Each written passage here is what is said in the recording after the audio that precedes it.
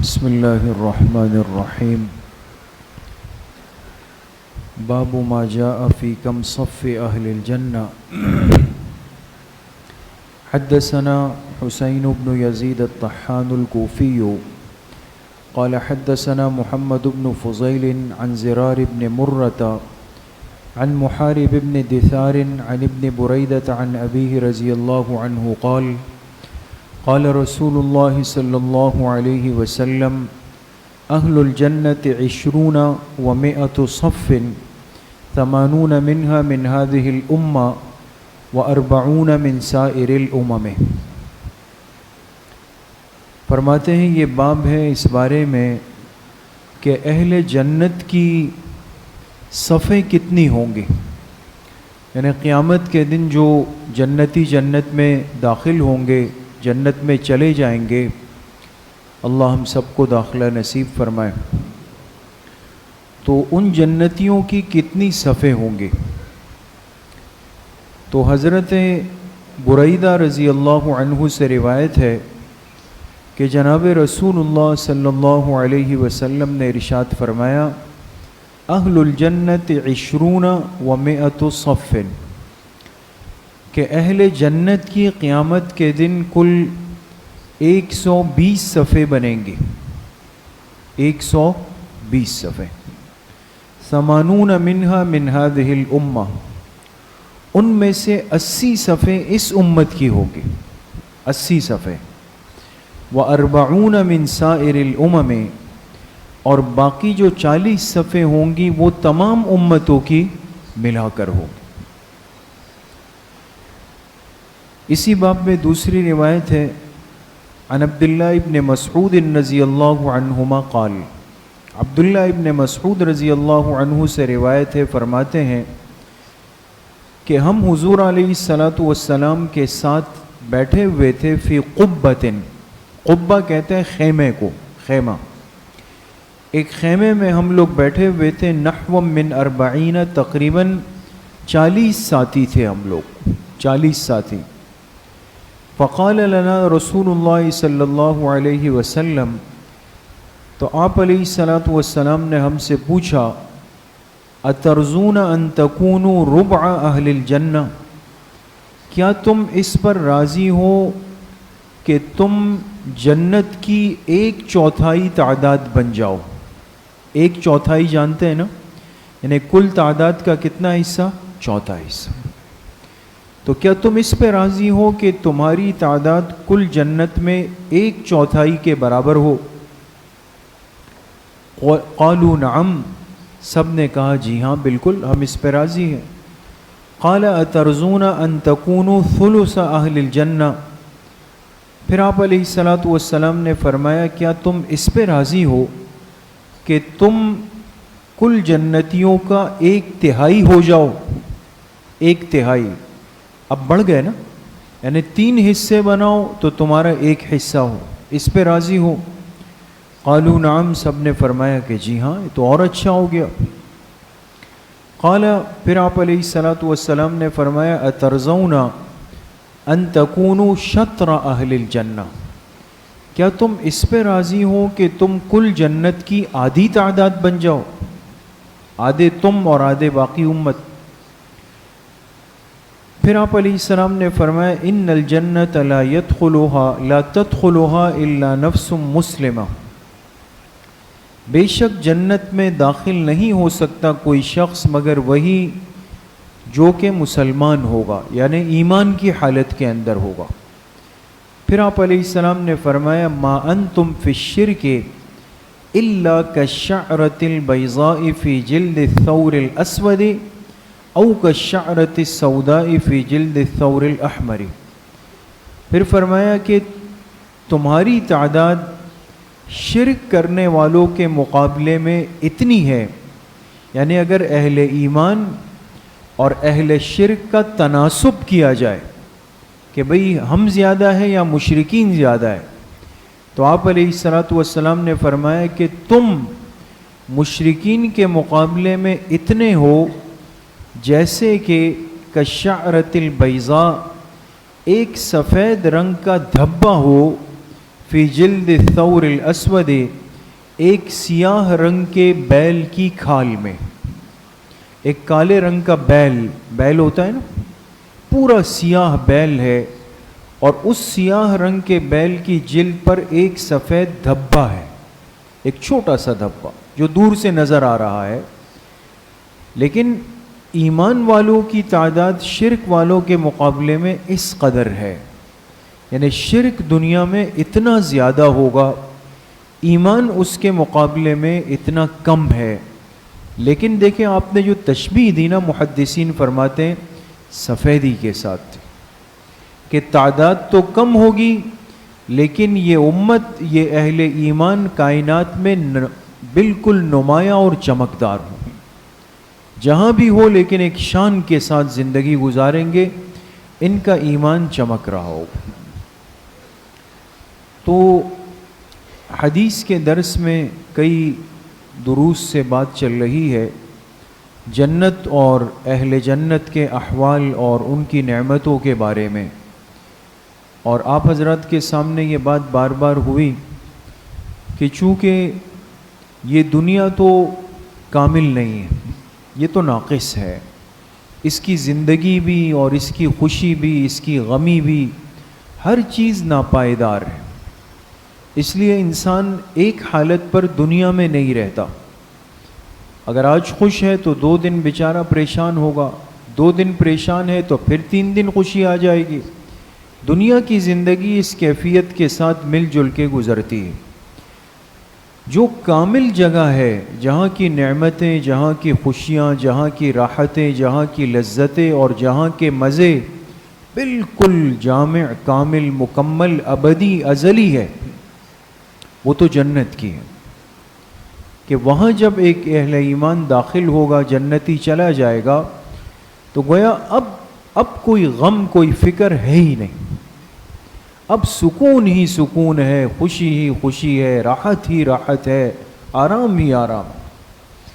تو جنت کی زندگی ایک کامل مکمل زندگی ہے، اور وہاں کی ہر نعمت بھی کامل اور مکمل ہے. تو ظاہر سی بات ہے کہ ایسی جگہ جو بندہ داخل ہوگا وہ کتنا خوش نصیب ہوگا، کتنا سعادت مند ہوگا کہ جس کو جنت جیسی کامل جگہ میں ٹھکانہ مل جائے، داخلہ مل جائے اس کو. تو آپ علیہ الصلوۃ والسلام نے بطور ترغیب کے کہ میری امت کو یہ بات سمجھ میں آ جائے کہ ایمان اور کلمے کی نعمت کتنی بڑی نعمت ہے، کہ جس کی بنیاد پہ جنت ملے گی، تو بطور ترغیب کے آپ علیہ الصلوۃ والسلام نے فرمایا کہ بھئی دیکھو، قیامت کے دن جنتیوں کی صفوں کی تعداد کتنی ہوگی؟ 120 صفیں بنیں گی.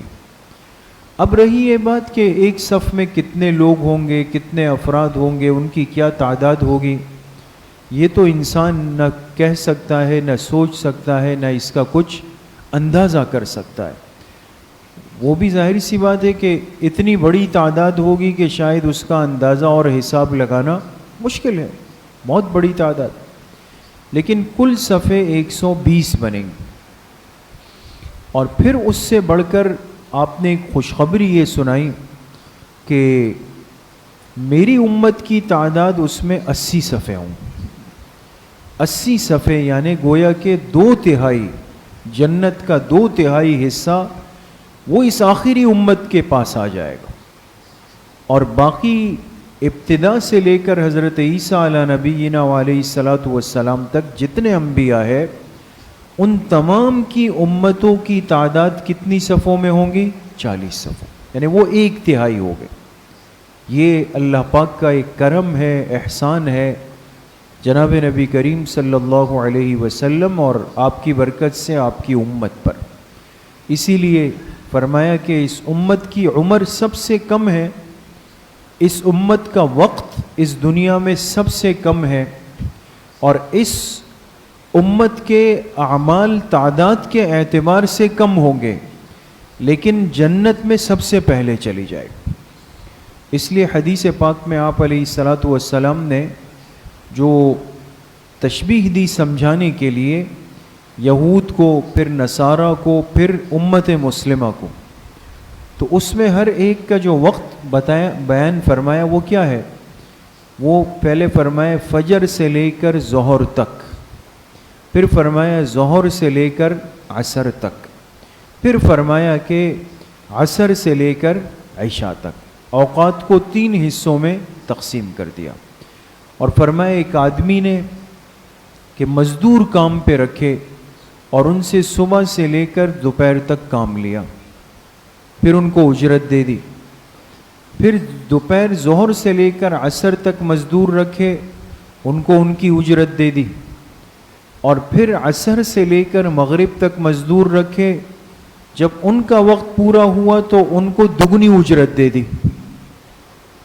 تو جب ان کو ڈبل ملی تو جو شروع کے 2 مزدور تھے وہ آئے، ناراض ہوئے، اور انہوں نے آ کر اپنے مالک سے کہا کہ بھئی یہ تو زیادتی ہو گئی کہ ہم نے کام زیادہ کیا، وقت زیادہ دیا، لیکن ان کے مقابلے میں ہمیں اجرت سنگل ملی. انہوں نے وقت کم دیا، کام بھی کم ہوا، دگنی اجرت مل گئی.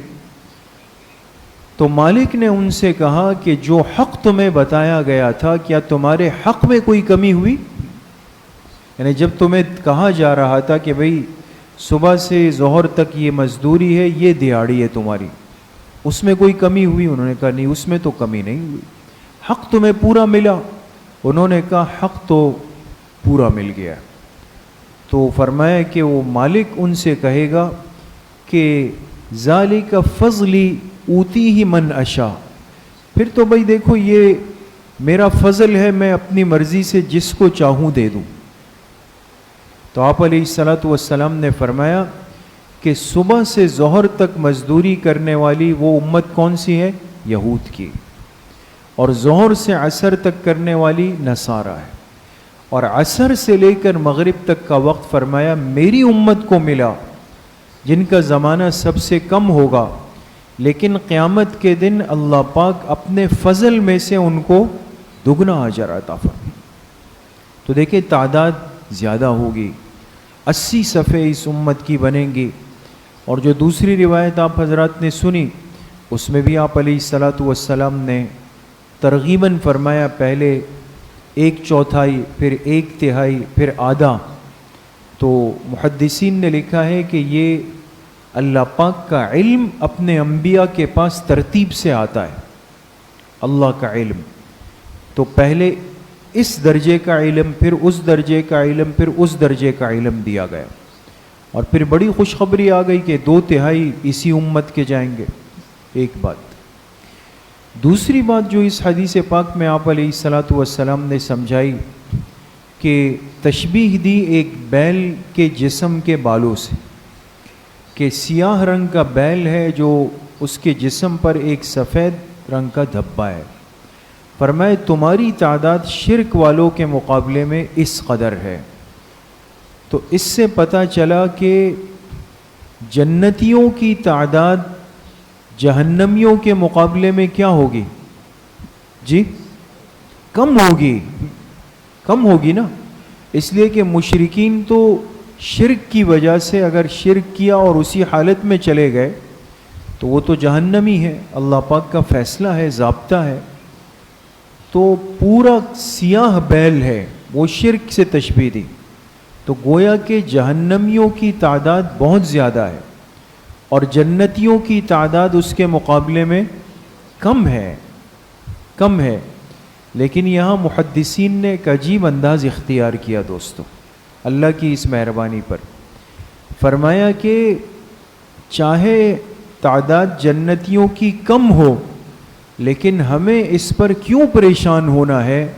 اس لیے کہ ہمیں تو اللہ نے ایمان کی دولت سے نواز دیا. ہمیں تو نواز دیا ہے. تو اس نعمت کی برکت سے انشاءاللہ ہم سب تو جنت میں جائیں گے. جائیں گے نا انشاءاللہ. ہم سب انشاءاللہ اللہ کے فضل سے جنتی ہیں، اس لیے کہ ایمان کی نعمت ہے. لیکن میرے عزیزو دوستو بزرگوں، اس نعمت ایمان کی حفاظت کی بھی اتنی زیادہ ضرورت ہے. اس لیے کہتے ہیں نا جب چیز قیمتی ہوتی ہے تو اس کا ڈاکو بھی اتنا ہوشیار سمجھدار ہوتا ہے. وہ اس کی تیاری اور پلاننگ کر کے آتا ہے. جو سونا چرانے والا چور ہوتا ہے وہ عام جیب کترا نہیں ہوگا، اس کے لیے اس کا ذہن چاہیے، فنکاری چاہیے. جو اس سے بڑا کہیں پر ہاتھ مارنا چاہے گا اس کے لیے اس درجے کی فنکاری چاہیے، وہ اس کا ذہن ہوگا. ایمان اس کائنات کی سب سے بڑی نعمت ہے جس پر جنت موقوف ہے دوستوں. تو اس کے لیے جو ڈاکو اور دشمن ہے وہ شیطان ہے، وہ نفس امارہ ہے، تو وہ بھی اتنے ہی زیادہ مہلک ہے، موذی ہے، خطرناک ہے، اور ان کے حملہ کرنے کے انداز اور طریقے بھی بالکل الگ الگ ہیں کہ انسان اس کو سمجھ بھی پائے کہ میرا دشمن ہے، مجھ پہ کس انداز سے وار کر رہا ہے، اور پھر مجھے اس دشمن کا مقابلہ کیسے کرنا ہے. ایمان کی حفاظت ضروری ہے، لیکن اس کے لیے وہ سمجھ بھی چاہیے، اور وہ سمجھ اللہ پاک کے ساتھ محبت اور تعلق کے ساتھ نصیب ہوتی. جب بندے کے پاس اللہ کی محبت بھی ہو، اللہ پاک کا تعلق بھی ہو، ایسے بندے کو اللہ پاک اپنی طرف سے ایک سمجھ دے دیتے ہیں، عقل سلیم دے دیتے.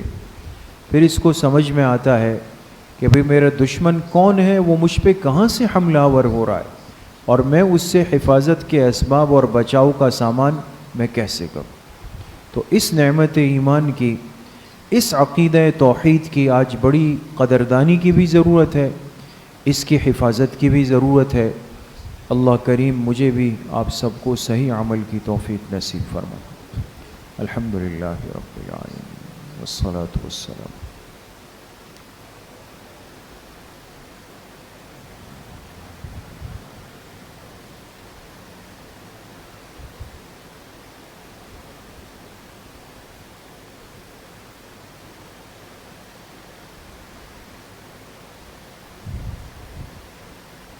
وصلی اللہ وسلم علی نبینا محمد وآلہ واصحابہ اجمعین برحمتہ.